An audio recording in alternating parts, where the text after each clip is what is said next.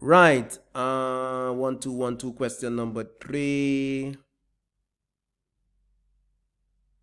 Present a critical review of implied and express terms in contract law with the use of at least two case law examples. Two case law examples to bring out the different legal perspectives. Remember, we had a discussion on implied and express terms. You must then recommend the most suitable express terms that RU can consider in the future to avoid or mitigate against. So, there's so many express terms they can consider, like force majeure clauses. That's one, penalty clauses, and so on. Right? So, let me read the question. Contractor abandoning job due to insolvency. This is an issue. Contractors' industrial issues impacting on the contract performance. Another thing, what else we have here?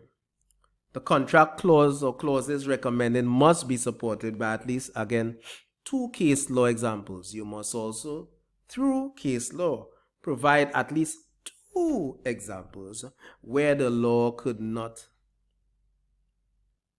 have been applied, right? Or where the law would not be applied. Guidelines.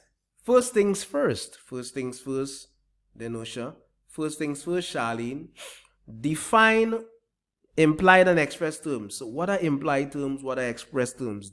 Right? We know this. You all know what this is about. We spoke about this. No need to go into more detail. What are implied? What are express terms in a contract using case law? Right? In our last class, which case highlighted an express term?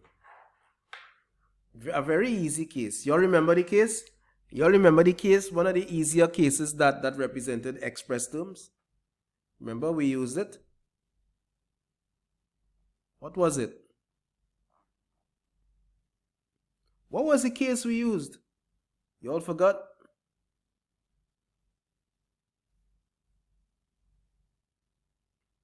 No, a case law. Yeah, true. No. That was implied. You're mixing it up. Charlene, that was implied, an implied term. With the house that was rented with rats, if that's what you're talking about, that related to an implied term. Right? Express term. We use the case. What was the name of the case?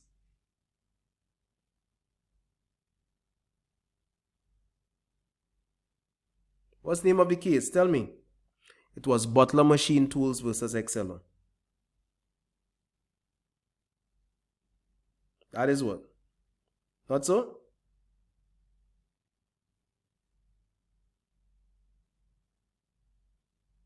Not so?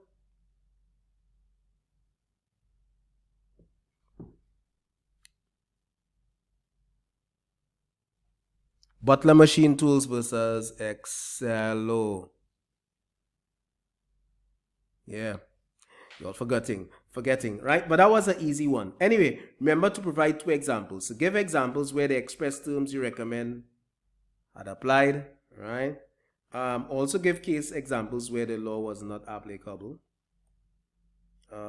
So express terms, like, look, it's right there, Butler Machine Tools versus Excello.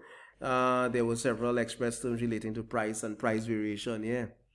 Right, check this out too. Check out Jackson. You need to read that case though. Jackson and Union, read it. Check that out. Implied terms, check the case law, Shirley versus Southern Foundry.